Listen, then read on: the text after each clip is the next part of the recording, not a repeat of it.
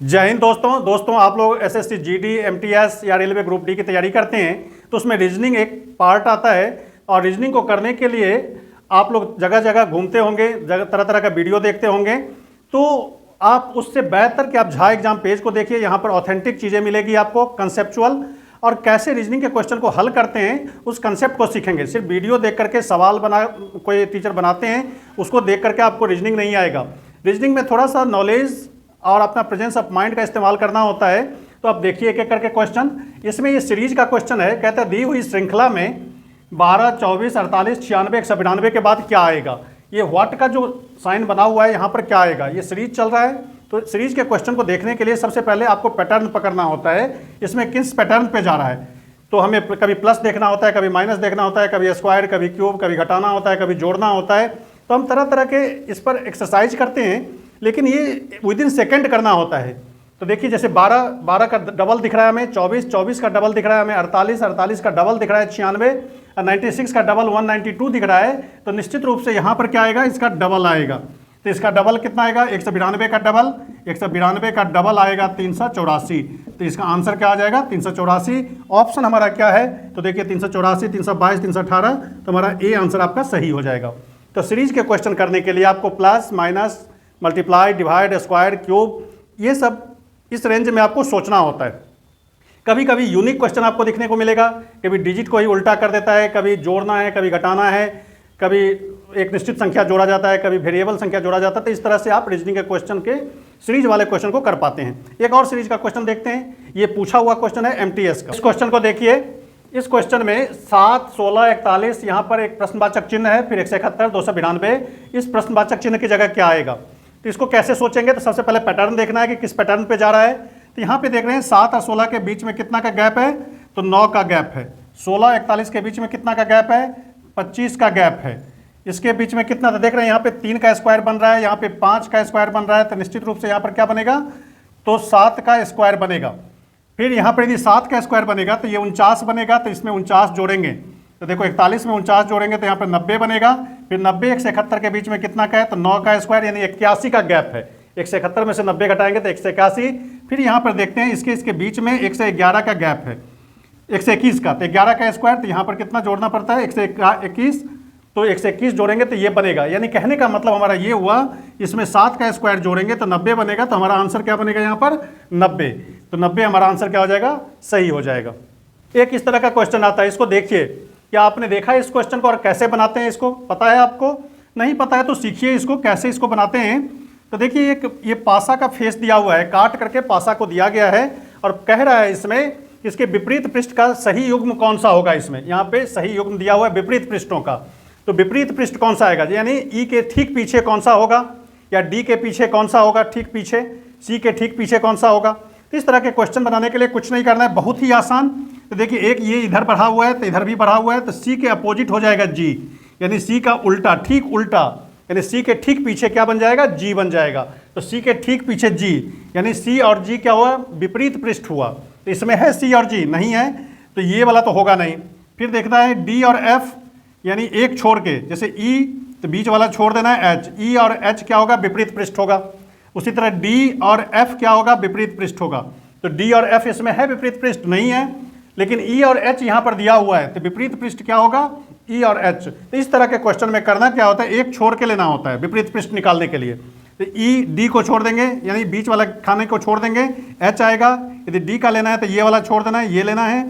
सी के लिए इसके अपोजिट ठीक कौन सा हो गया, जी। ये तो विपरीत दिख रहा है, एक इधर है तो एक इधर है। और इसमें क्या है, एक लाइन में यदि दिया हुआ रहेगा तो ई बीच वाले को छोड़ देना है, एच। ई और एच क्या होगा, विपरीत पृष्ठ होगा। उसी तरह डी और एफ क्या होगा, विपरीत पृष्ठ होगा। तो हमारा आंसर यहाँ पर ई और एच हो जाएगा। इस तरह के एक क्वेश्चन आपको इस एग्जाम में एसएससी जीडी में, एमटीएस में देखने को मिलेगा। तो इस तरह के क्वेश्चन, पासे वाले क्वेश्चन को इस तरह से आप बनाएंगे। अगला एक, इस क्वेश्चन को देखिए, कोडिंग डिकोडिंग का क्वेश्चन है।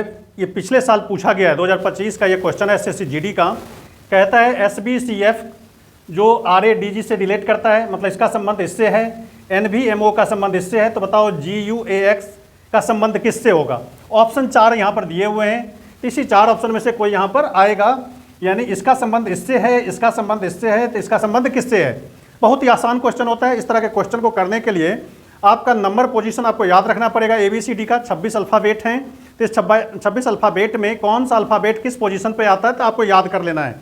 जैसे यहाँ पर S19 पे आता है तो R18 पे, मतलब एक पीछे है, S से पीछे एक, R B है तो B से पीछे एक A, यानी इसमें से एक माइनस करता गया है। देख रहे हैं, यहाँ पर एक माइनस करता गया है, और यहाँ पे आप देखिए कि एक प्लस करता गया है, एक प्लस, फिर इसमें एक प्लस करता गया है यहाँ पे।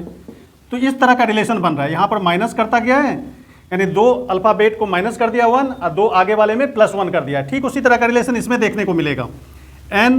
N से एक पहले M आएगा, V से एक पहले U आएगा, उसी तरह M से एक बाद में N आएगा, और O से एक बाद में क्या आएगा, P आएगा।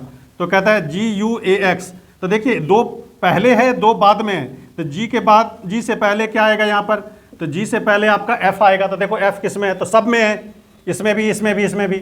अब U से पहले क्या आता है, U 21 नंबर पे आता है, तो T 20 पे आता है, तो T वाला होगा। तो F के बाद T कौन में है, तो इसमें भी है, इसमें भी है, इसमें भी है, तब 3। तो ये छट गया आपका, ये आंसर होगा नहीं। अब A के बाद, क्योंकि 2 बाद वाला है, तो यहाँ पर इसमें 1 जोड़ा गया था, इसमें A में 1 जोड़ी है, तो A 1 पे आता है, तो B 2 पे आएगा। तो इसके बाद कौन सा आएगा, B। तो B वाला ऑप्शन कौन कौन है, ये और ये, तो ये भी छट गया।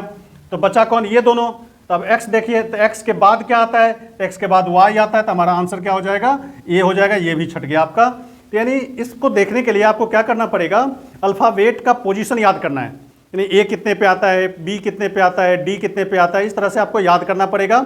उल्टा और सीधा, ABCD को उल्टा याद करना है, सीधा याद करना है। यदि आप सीधा याद कर लेते हैं तो उल्टा आप आसानी से निकाल लेते हैं। जैसे आपने M13 याद कर लिया कि M13 होता है, M का पोजीशन 13 होता है, तो उल्टे से Z की तरफ से गिनने पर M कितने पे आएगा, तो आप 27 में से 13 घटा दीजिए, यानी उल्टे से गिनने पर ये 14वें पोजीशन पर M आएगा।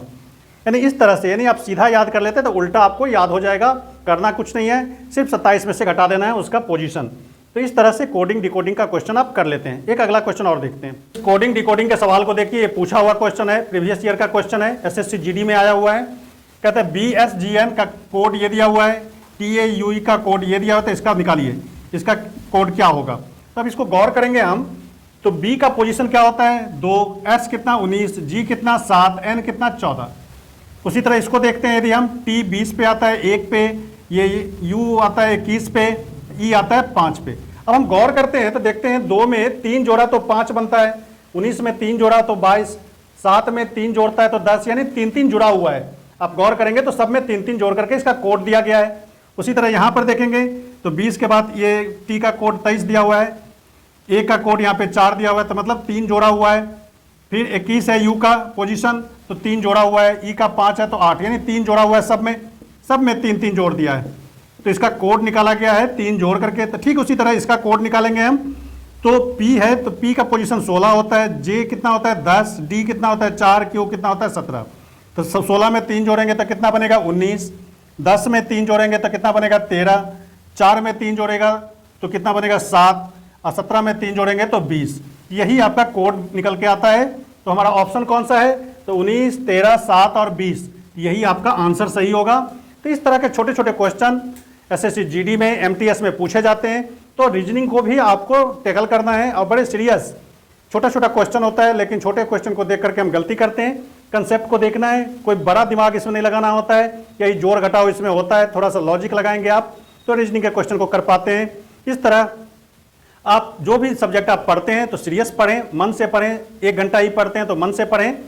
और झा एग्जाम पेज चैनल को जरूर सब्सक्राइब करके रखें, क्योंकि हम इस पर कंसेप्चुअल क्वेश्चन लेकर के आते हैं, प्रीवियस ईयर क्वेश्चन होता है। जो भी आपके मन में डाउट हो, आप हमें व्हाट्सअप नंबर जो रिफ्लेक्ट कर रहा होगा उस पर आप हमसे संपर्क कर सकते हैं।